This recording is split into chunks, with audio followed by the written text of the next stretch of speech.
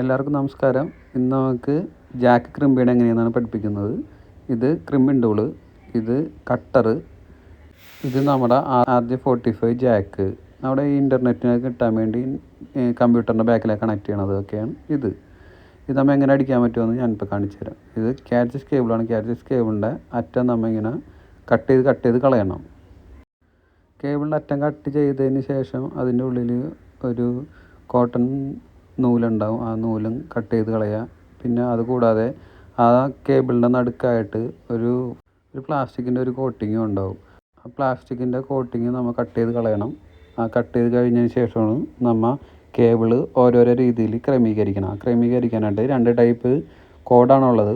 ഒന്ന് A കോഡും ഒന്ന് B കോഡും.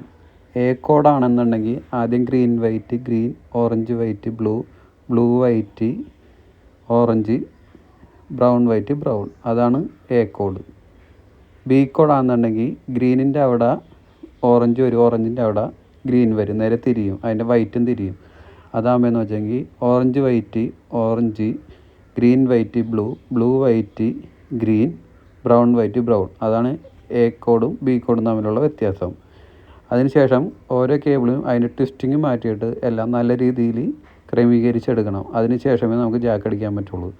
അതിനായിട്ട് നമ്മൾ നല്ല രീതിയിൽ ക്രമീകരിച്ച ശേഷം എല്ലാം ഒരുമിച്ചാക്കി പിടിക്കണം. അതിന് ശേഷം നമുക്കിത് കട്ട് ചെയ്യാനുണ്ട്. കട്ട് ചെയ്തതിന് ശേഷം മാത്രമേ ഇത് ജാക്ക് അടിക്കാൻ പറ്റുള്ളൂ. അപ്പോൾ ഇതാണ് ക്രിമ്പിംഗ് ടൂള്.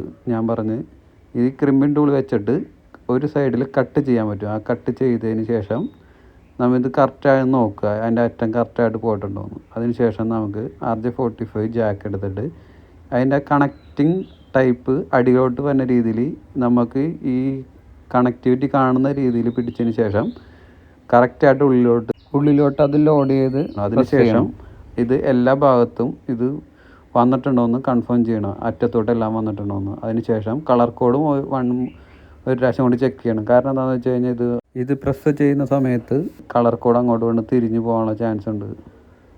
പിന്നെ ഈ ക്രിമ്പിൻ്റെ ഉള്ളിൽ ഈ RJ45 ജാക്ക് അടിക്കണ പൊസിഷനിൽ തന്നെ അത് കറക്റ്റായിട്ട് ഉള്ളിലോട്ട് ലോഡ് ചെയ്തതിന് ശേഷം നല്ല രീതിയിൽ അമർത്തി ക്രിമ്പ് ചെയ്യണം.